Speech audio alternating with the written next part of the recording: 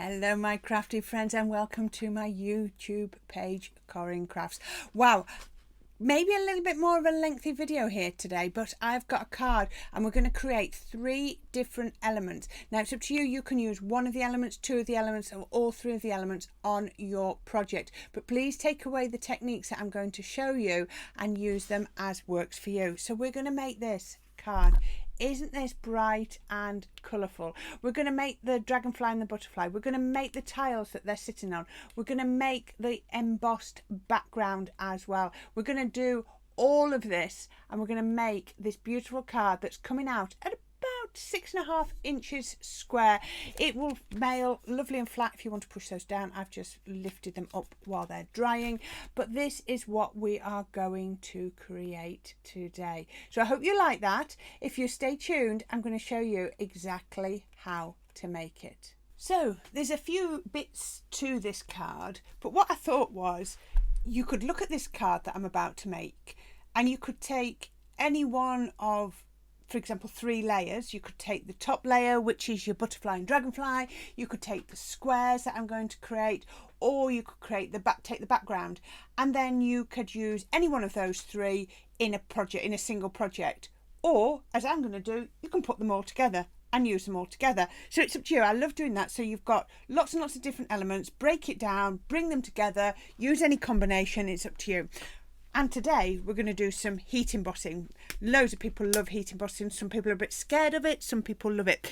But if you're going to be doing colouring with your pens or your watercolours or even your pencil crayons, heat embossing is brilliant because it gives you that raised element, that sort of bumper bar. So it just helps you to keep in the lines. So the first thing I'm going to do is I'm going to heat emboss the designs that I'm going to colour. So I have got a small piece here of it's alcohol pen paper, so for Crafter's Companion, it's the Nina cardstock. So anything that is really good for blending your alcohol pens on. All I just did then was I just wiped the piece of card with a static bag. That's all I was doing, just so that it removed any sort of greasy marks. I'm going to put that on there. I'm not going to put my magnet on for a minute. And then I wanted a butterfly and a dragonfly. So the 2 that I found that were around the size that I wanted, but of a similar proportion, because I didn't want a massive butterfly and a tiny dragonfly or the other way around, were from these. So it's the Best Wishes, and also the With Love collection. So I'm going to pop these onto my card. Oh dear me. Right, so that one's going to go just here. Now I'm going to cut them out, so I'm just giving them a little bit of space around the edge. And then I'm going to take the dragonfly and I'm going to pop it there. Now they're not going to be on there when it's finished, so it's just positioning to get them both on that little scrap of card, because you can get them on little scraps. Oh, so now I know where they're going to be. I can put my magnet on. So my magnet is going to go there to hold the piece of paper down. If you want to put a piece of tape on the side, you see, I just put a piece of paper on in case I get inky marks. Pick them up. Right, now we're going to heat emboss. So what we're going to do is we're going to ink onto here, and we need an ink that will stay wet long enough for us to apply our embossing powder. Now if I was to use a water-based, like my water reactive ones, or a quick dry ink pad, then it would dry far too quick and I wouldn't be able to heat emboss. So I'm going to use, you want a pigment ink. We're going to do a couple of different heat emboss in different colours, but your best bet is to find an ink that is a pigment based ink. There are so many of them on the market. Pigment based inks they have larger particles, and because they've got large particles, that means they take that little bit longer to dry. Now when I heat emboss, I always tend to do multiple layers of ink. It's just a given. I always do, because I want to know that every bit of what the image that I am stamping is stamped properly and that ink is nice and wet to allow the embossing powder to stick to it. So I'm going to do the first one. Oh, you see, I've just missed a bit. That's because it's near the magnet. You often find on that side. So that sort of laid it down. So let's do another coat to get it wet. You'll sometimes see I'll sometimes do a 3rd coat. Now if you haven't got a pigment ink pad, black pigment ink pad, what you can do is you can stamp in your regular ink, and then you could use a clear ink pad over the top for your final coat. Something like your Versamark, which is your watercolour. So that's a pigment ink pad, and that stays wet for longer. So if say you only had a clear, you could have, or a black in your watercolour or your quick dry, you could have stamped it with that and then done a third coat using that one. There's lots and lots of different ways around it. So let's get that onto here. I'm not going to hang around. It will stay wet, but I'm not going to hang around. So that's onto there. I'm going to move my magnet. Oh, I've just smudged a little bit. I hope that was my fault. Pop that down there. I always put it onto a piece of paper so I can catch all the bits. It's the easiest way. And then put my embossing pad on. Now you always apply far more embossing pad than you need, and then tap it off. And you can, now I don't know if you can see, but it's sort of dulled down the black. And that's because it's covered in the clear powder. So I can put that to one side, move that out of the way. Don't know if I need that again, so let's just put it over that way. Put my excess embossing powder back in there. I'm going to put the lid on because otherwise I will spill. Let's move that out of the way. And I'm going to bring this back in. Shame I smudged that, but hopefully you won't do yours. So then I'm just going to grab a pair of tweezers, because you need to hold the paper down, otherwise it'll blow away, but you don't want to get your fingers in the way. Right, now, heat gun. You need a heat gun. You can either use one of these shaped ones or one of the ones that look a bit more like a hairdryer. It really doesn't matter for heat embossing. Just give it a minute to warm up. Just giving it 1 minute to warm up, and then I'm going to pop it onto there. Now the only reason I warmed it up before I put it on there is if I hold it over my paper for too long, I might scorch my paper and turn my paper slightly yellow. So once it's started, I can see there, look, you can see it tracking and running. So it's gone from dull to shiny. You can see that's dull there, and then I can just put the heat on and that's gone to shiny and on there. So if I compare the two, just make sure I've not missed any bits. Oops. You can see the difference between the dragonfly and the butterfly. Black, grey. It's not really grey, it's just black with white powder over the top. So this one will go quickly now because my heat gun is warming up. You can see straight away, look, it's starting to go on around there, and then I can just move it along and it goes. This was one techniques that presenters, when we were doing shopping TV, absolutely love to watch, because it's, once your heat gun is really hot, it goes very quickly. There we go, and turn that off, and that is done. I'm going to leave it on the paper because I want to use it. And so what you do is when you run over it, you can feel it erase. If you feel any grainy bits, that means you've not you've not got the powder crystallised. I'm just going to say, that's annoyed me that I smudged that little bit. I'm just going to see if my glue eraser, it's dulled it down a bit. But never mind. Okay, so I've got a colour palette in mind. My colour palette is yellow, orange, red, pink and green. Quite vivid, isn't it? So that's my colours that I'm going to use. Yellow, orange, that is an orange, it's burnt orange. Look, there you go. Yellow, orange, red, pink, pinky purple and green. So we're going to colour along those lines. Now I'm only going to colour bits of this because you don't need to see me do all of it. So let's go down the centre of my dragonfly. Let's just go down the centre of my dragonfly. Now these need cutting out by hand. They don't have dies to them, so it's a case of fussy cutting. If you don't like fussy cutting, look for some that perhaps have a die that go with them. But you will need to cut them out. So let's just then add a little bit of light and shade on there. Go back to the other colour and then just blend that in. Now remember, with alcohol pens, making sure I've got it in the centre yet. With alcohol pens, when you walk away and come back to it, the colours do seem to blend out. Right, now the reason that was so easy was because I've got these lines. Oops, don't worry if it's going over. I'm going to be doing some blending so I can get it. I can catch up. The nibs on these ones are just starting to go a little bit softer than I would perhaps like. But that's because dull green is my favourite of all of the greens in my pen collection, so it does get used quite a lot. So I'm going to go in there with greens. I've already done a test one of these, so I know where I want the colour to be.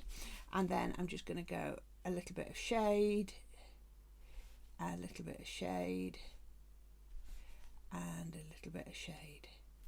And then we can then overblend on that. Now remember, if you're using alcohol pens like this that are opaque, that means that every time you lay down the colour on top, it's getting a little bit darker and darker.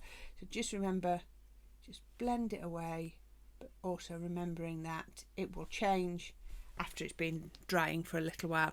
So there we have that one. Let's go. Some of these colour combinations are quite vivid, but they look amazing. So let's come in here now with a bit of orange.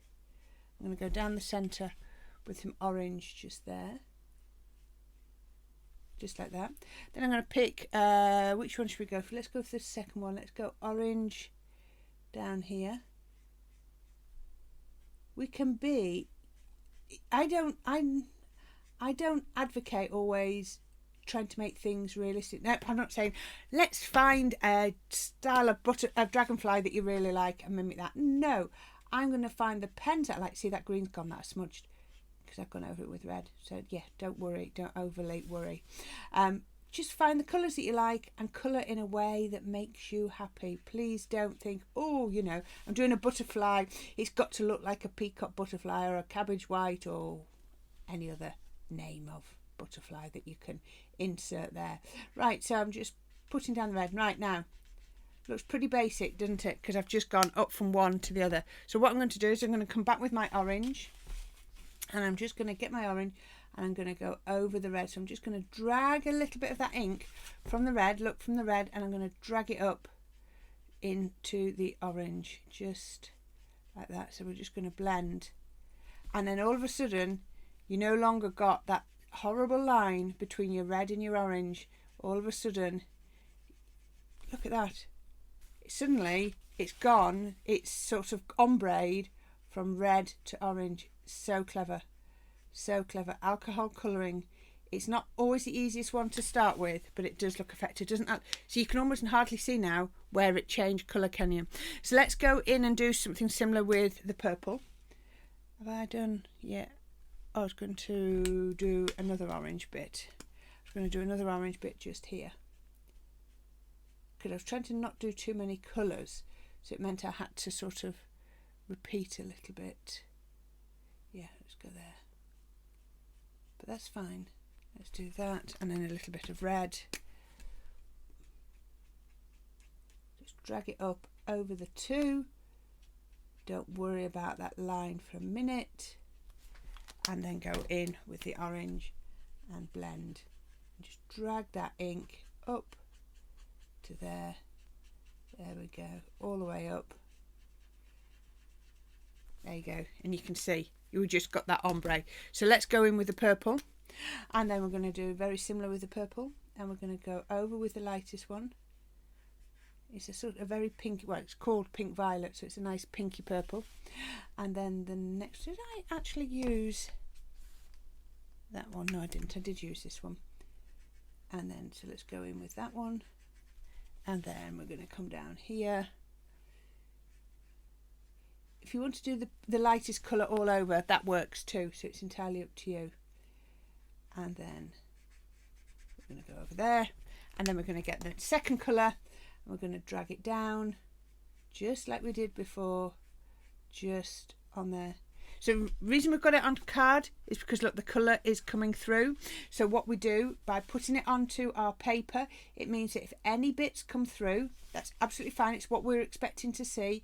It means it soaks into the paper. If you've got a hard sort of non-porous worktop straight underneath, like a glass mat or something like that, then what will happen is it'll go down, it'll pool onto the glass mat, and then it will bounce back into your cardstock, and then it will flood it, and that's when it starts to go out of the lines. So you can see we're blending that, and again we're getting exactly the same effect just as we did with all of the others.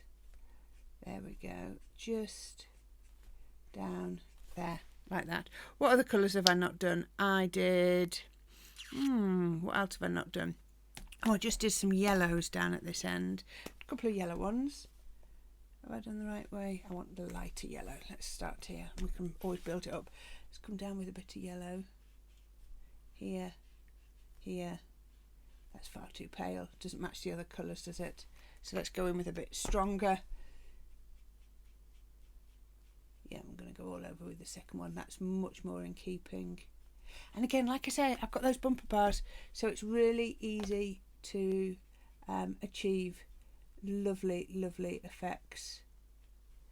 I could have always gone in with a bit of orange. So let's start this one here with...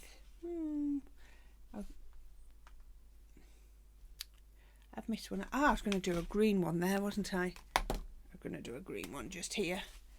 A green one just there. And then I was going to do...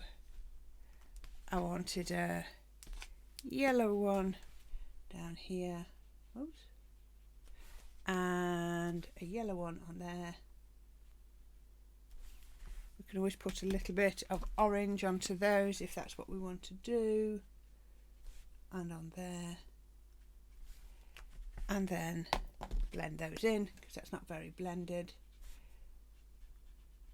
And then the final one I was going to do is I've got a spare one here because this isn't a symmetrical dragonfly, but that's absolutely fine. We can make this work, and then just go over that with a bit of purple. Right, once we've got to there, the next thing I'm going to do is, you can have done this before you cut it out or after you cut it out, it's entirely up to you. I've got a sparkle pen, Stella Crafter's Companion. There are loads and loads of these around, so they're just a water based. Now, if I'd have stamped this without heat embossing it in alcohol proof ink, then went in with my water brush, it would run. But because I've heat embossed it, I can now, I'm just going to put that on there, look, you can see I've got this lovely water based sparkle. Can you see it on there? I'm just picking it up. I can run over the top of there. I'm just painting it on. It's not going to do anything to the alcohol pens because we're not doing it, and it's not going to affect the black because we've heat embossed it. And now look at, can you see that sparkle? I really can't see what you can see. Can you see that? Isn't that absolutely beautiful? Stunning, absolutely stunning. So what I want you to do is cut it out. There you go. It takes a few minutes, but he's been cut out. And then I've coloured the butterfly in exactly the same colours. I've coloured him differently, whereas that one I followed the lines. This one I've done more blending. Purple body, blended out some greens into yellows, into oranges, into purples, into reds. That's how I wanted to do that. Just a little bit different. But again, gone over it with the sparkle pen. Isn't that beautiful? I just think those two are gorgeous. So that's my colour palette for my whole project. All right, so we're going to put those down for a minute. Let's move that out of the way. So the next thing I want to do is I want to create something for them to sit on. So I have got, I'll need 4, but these are watercolour card. So that was a Nina card before. This is now watercolour card. And we're going to heat emboss onto these before we do any other techniques. So I thought this time I'd use a grey ink, and I've got 2 stamps that I want to use. One's a paint splat and one, they're both off the same set. One's a paint splat and one is this lovely texture. So I'll do the paint splat one first. So I've got those. Let's just again just put a little bit of ink on. I'm going to grab myself a little bit of paper to go on top. So I put it onto a mat to stamp onto, but I put cardstock so because I might go over the edge. So I'm going to bring this in. I put it onto a rocker block. I hope that's sticking. It doesn't feel very sticky, but I'm sure it will. And I'm going to pop it again. Now again, I'm using a pigment ink.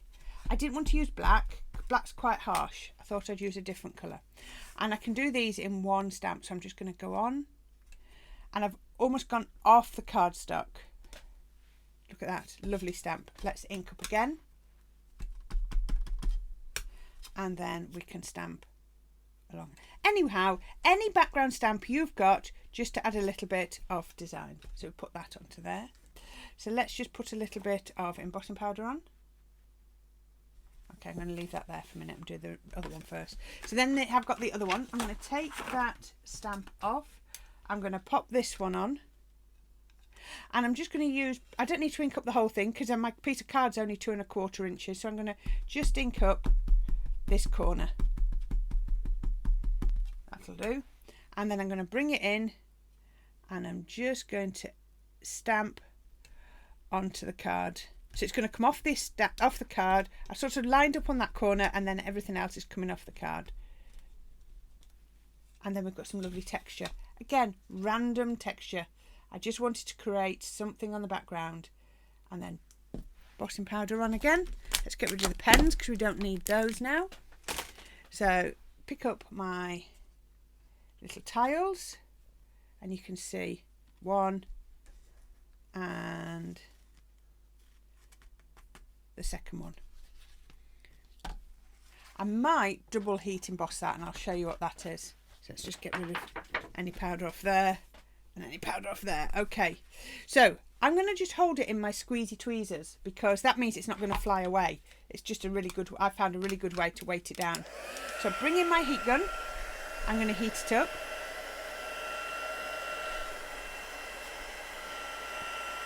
Heat it up, come on, get heating. It's starting to turn, I can see. I want to do this one quite quickly, so we're going to heat it up just like that, nice and quick. I'm going to go over the bits that I've already done, keep that, stop that embossing powder from setting, and then I'm going to put on a little bit more, another coat. It might not cover as wholly, but it will definitely cover a little bit more. So let's just tip that way, bring that in, and then we can just make sure we've done that. Just going to give it a little bit more height to the emboss. There we go, I can see that's done. I don't know if any extras, I did actually stick to that. It did when I did it in practice. So there's my first one, my first tile, and I need 2 of those. And here's my second tile. I can hold it there because I know there's no embossing powder. So this should go nice and quick because my heat gun's nice and warm. And then we can heat that up and I can see that turning. I don't know if you can see that. Now it's a little bit, oh that's it. What it starts off being a little bit speckled. But if I keep the heat gun over it, it heats up all that embossing powder. So while that's doing, let's quickly go in with a bit more powder. And then, right now, I can see I've got some embossing powder stuck down the middle. So I'm just going to, because I'm going to do some inky techniques. So I just wanted to make sure there's no excess powder. I can put the lid on that now. I know what I'm like. And let's heat that one up. So where there is embossing powder melted, the ink will resist. So you want to just make sure you're not heat embossing powder onto your tile at this point if you can help it. There we go. So now I've got my 2 tiles. I'll need 4, but I'm just showing you how to do 2. So they're my 2 tiles. So what's going to happen is I'm going to have these sitting on there. Looks all right on the white background, but we could make it better. So I'm going to get my matting. Lots coming in and out on this one, isn't there? So much. I just love this. It's all about experimenting and adding texture and dimension. So what I'm going to do is I'm going to bring in a blending brush and I'm going to bring in 2 green inks. I've got Spring Meadow and I've got Grasshopper. Now you might have Tim Holtz Distress inks. You might have whatever inks that you've got. It really doesn't matter. You just find inks that you've got. Remember, I'm just using that colour palette: green, yellow, pink and purple and orange. That was mine. Actually, I haven't got much orange when I come on here, but we'll forgive that one. But there. So I'm going to put my palest green in the centre while my brush is clean. Actually, I might do it with this one. I'm going to get a blender because I've only got one green blending brush. I'm going to get a dauber and I'm just going to go around the edge. And the good thing about going around the edge is I get a nice dark edge, and I like that. So it's still going to be green, but we're going to have light and shade. If you wanted to do a different colour, that would look lovely. You could go yellow or orange in the middle with your green on the outside. It's entirely up to you. You know, you play around. I'm just sort of trying to give you a little bit of inspiration, and then you take it from there. Now, there's not a lot of colour difference, but there is a bit. You can see it's definitely paler in the middle. So that's the first one. Let's do the second one. Come round and round. And like that. There we go. So these are, I've done these 2¼ inches by 2¼ inches, just because I like the size. And what I'm going to do is, it just works for the size of card that I wanted to do. So we can do that. Go as deep as you want. Now, the next thing you could do, if you wanted to, if you find the ink's too much, remember I've used water reactive, so I could go in and I could splat water on and lift, you know, do faux bleaching or whatever. So what I did was I got some black card, so I went 2¼ and then I added on 1/8 of an inch. And all I've done is taken it from there, and then I've just put a little bit of black card around the outside, just to sort of frame them, because I really do, if you look at the difference, this looks great, but then when we frame it, it really makes it come alive. And look at this. Love how the embossing shines. So there we go. Okay, so that's that. So we've now got our butterfly and dragonfly, and we've now got our tiles. So we need one more bit to do this, and I need my mat, and I also need to clean that up, because I forgot to do it once, and then you end up with different colours. Okay, so we're going to get another piece of watercolour card, and I did this the other week. There's nothing technical about the size of this. It's 5 3/4 by 5 3/4, and the reason that is because I can get 2 pieces from one sheet of A4. So yeah, it's absolutely perfect. So your cardstock, your A4 cardstock, you can get 5 3/4 twice, side by side. So that's why it was that size, nothing else. So what I'm going to do is I'm going to do a bit of inky. Now remember, if at any point you think I'm not into inky techniques, messy crafting, this could be a backing paper you've got bought. You don't have to make these. You could be just cutting 2 1/4 inch squares out of a pre-made backing paper. No problem. Doesn't have to be embossed. A lot of papers already have embossed detail on. Use that. What I'm going to do now is I'm going to ink. I'm going to emboss it with an embossing folder, and then I'm going to ink again. You don't have to do that. You can just go into one of your many papers, your paper stash, get one out and use that. It'll work perfectly. It's up to you. Okay, so I'm going to get some ink. I'm going to get my first water reactive ink, and I'm going to pop it down onto there. Then I'm going to get my water spray. I'm going to pick that up, and I'm going to just add a bit of yellow. Remembering our colour palette, yellow, red, purple, green and orange. So I'm sticking to that. I'm going to pop that on there. I'll just dry it. I'm going to make it dry and I'll be right back. Okay, so that's the first one. If I get all the yellow up. And let's go in with fuchsia next. Now, the reason I'm putting this on now before I emboss is because when you emboss, you get highs and lows. And I want, in places, ink to go right down to the lows. I'm going to be applying some ink after it's embossed. But I want to apply that to the top of the emboss. But I also want some ink down at the bottom. That pink's quite vivid, but don't worry, it's going to look brilliant when we're finished. Okay, if at any point you don't have a heat gun and you can't do this, don't worry, you can just leave it to dry on its own accord. I'm going to make it dry. Be right back. Now, just people ask, in case people are asking, the reason I am drying it between applying colours, we're just going to do the green while we're chatting.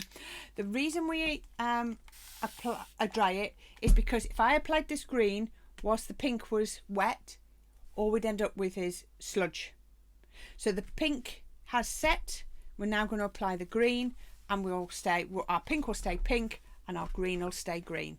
Yeah, it might reactivate it just a little bit, and you might get a little bit of, look there, I've just got a little bit of brown, but it's not the end of the world. Right, I could do with a little bit more green. Let's go in just pick up a little bit more. That's better. Sometimes if you try and go too light, that's when you end up getting your sludgy colours. Remember, I've got a little bit, I don't like the colour there, so I can just dab it off and grab those. I'm just going to make this is the final one for making it dry. Be right back. I don't know if I said it a minute ago. If I did, I apologise. I'm just going to say it again. When you're drying, don't forget to dry from the back, because there's the water starts to seep through. So if you don't dry from the back as well, then your card will be all cockled and bent. So the next thing I'm going to do is find an embossing folder. I find an 8x8 embossing folder is always good to use because I can get my cardstock into there. So I'm going to pop that into there. This is just a burlap design. You might have whatever you want. I just wanted something that was not too much of a design. I didn't want flowers or anything like that because I've got a lot of design on my card. So 2D embossing folder. We're not even going 3D, just 2D, 2 cutting plates. That's all I need. Run that through. You will know what your plate combination is for your die cutting machine. So if I lift that up now, you can see, let me just put this out the way so you can see. Can you see all of that texture? Isn't that amazing? Okay, so I've got this here like this. What I'm now going to do is I'm now going to enhance this further. So I've got a couple of my blending daubers, which I find are the easiest way to do this. So I'm just going to go in, and where I have yellow, I'm just going to try and get some yellow on the top. So I'm just brightening it up. So what I've done by putting it through at the back is that sort of added some at the back, and now we're adding some on the top, and it also sort of brightens it up a bit. If you want to, you could just wait until you have done your embossing and then add it. If you still want to keep the white bits, then keep the white bits, you know, keep lighter and darker bits. It's entirely up to you. And remember, every time you do this, it's going to come out differently. I just want to do the green. I've not got very much green on this one, so let's just pick up a little bit of green. Oh, look at that green. Doesn't that pop? There we go. Let's just put that. So can you see the background colour still coming through, and then the greens on the top layer. I think I want to keep a bit of white on this one. So what I want to do then is I'm going to take that off the green. I always put a little hook and loop, and then my pad goes on the back there. I'm going to get my red, Chinese red, and I'm going, because remember red's one of my colours, my colour palette, and I'm going to go around the outside, just around the outside with red. And again, I'm not pressing too hard because I'm just trying to get it onto the top layer. I just want to make sure that I'm bringing in all of the colours from my colour palette. And it also sort of edges it off and makes it look really nice, really effective. There we go. Bring that. What also works really well is to apply a little bit of pink to that, just to keep it in my colour palette. Because, you know, remember on the butterfly and the dragonfly where I'd got purple, I added pink as well. So that is my background. Isn't that absolutely gorgeous with all of that texture?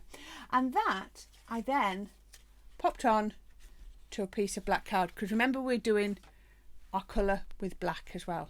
So really, really easy to achieve. So we've now got all of our elements. So should we have a look at all of the elements we've got? We've got our background, we've got our 4 tiles, and we've got our 2 bits. So we need to build up a card. So I got a card base that started out for a 7x7 envelope. So it comes out at like 6 7/8, 6 3/4, 6 7/8. And onto there, I'm going to pop some green card with a white layer as well. I've just half matted these together so that I don't have to do it in the video, just to speed up. I can feel this is running low. There we go. There we are. Just put that on there. Make sure it goes right to the edges and the corners, and then a little bit across the middle. And that's going to go in here. 10-fold card as always, because it's Corrine, and you know I love 10-fold cards. Now my glue's just oozed, but the great thing about tacky glue is if it oozes out, just wipe it away and it's as if it's never been there. Let's get my stamp press and just give that a burnish. Rub all that glue around. There we go. And then the next layer. Now this could go on with some foam tape. I'm going to stay with flat for now, otherwise I'm going to end up with too much dimension, and I'm trying to make essentially a fairly flat card. This is going to be so colourful. Put this one onto here. and then we can pop that on to our card base. Now the difference is just having that slither of white between the black and the green makes all the difference. I can see ink, I can see glue oozing. There we go. Just makes all the difference. It just frames it and makes it pop. So the next thing we need to do, so there we are, that's my card base. It's feeling really, really good. And onto there, I'm going to add my tiles. Now remember, we had 2 of each of the designs. So I'm going to put 2, 1 each there. Just like that. And then 1 in there. So 2 1/4 tiles and 5 3/4 cardstock. So just so that you know. So let's pop the first one on. If you want to put glue on to give you a bit more wiggle room, you can. I'm just trying to make sure that I go roughly the same size on either edge. Then we can go on here. I'm going to turn that round and I'm going to go line that up on there, making sure I've got roughly the same border. Not press down too hard, so if I do need to move them, I think I should be able to. Let's do that one. So can you see I've gone diagonally with the same designs? Actually, I want to do the designs the same way round, so I want to put that one that way. Do you see? Because I hadn't pressed it down, it just lifted back up, which was quite handy really. Just going to lift this into the middle a little bit more. That one's not in the right place now. Let's just put that one and then my final one. There we go. I hope you're liking all this content. If you are, please, please, please don't forget to subscribe. Right, let me just make sure I've got that the same way around. On there, just for me, it just works. So I'm lining up as I go all the way round. There we go. Line, line, across there. Right, happy with that. And that is there. So look at that, absolutely gorgeous. Now you could just put a topper in the centre if you wanted a circle. What we're going to do is we're going to pop the butterfly and the dragonfly on. I wasn't particular about which I put them on. I didn't plan it enough to decide which way around the squares were going to go. I just needed to put them in opposites. So I like them in those two so that my sentiments go like, oh, do I want them like that? Oh, I mean, like, yes, I do. I want them that way around. Just you know what looks right. Give them a little bit of shape. Give them a little bit of shape like that. So my dragonfly, let's get my glue press. We have the tools, so let's use the tools that we have. And then we're going to put glue press glue down the middle. Down there. And that one's going to go on just there, and it will stick to the emboss. Don't worry about that. Sometimes it might take a little bit longer, but because the emboss isn't total, you've got inky bits in between, it will stick, it will soak in. Or I meant to say, because I'd added water to this card before I embossed it, it would have really embossed beautifully because the card was wet. There used to be companies that sold spray waters for your that you could spray on before you emboss card. You don't need it. You don't need it. Embossing folders will emboss. If you feel like you need something, just spray a little bit of water. Okay, so the next thing I've got a decision to make. I found 2 sentiments. I've got hip hip hooray and congratulations. So we can match like that, or I can take those off. And then I found some, oh, I've made a mess of that. Let me see, let me get that off. I've got a little bit of thread on the back. I've got some of these lovely sort of swashy sentiments that will go across, like, if I can get it lined up. Swashy sentiments like that, and like, let's come down here, doesn't it? And then I could put some gems on. Which do you reckon? Sentiment in each, or one down at the bottom? I know whichever I do, there'll be a different way to do it. I'm going to do it this way because I've not used these for such a long time, and I use those black and white ones a lot, so we're going to do it this way just so it's a little bit different.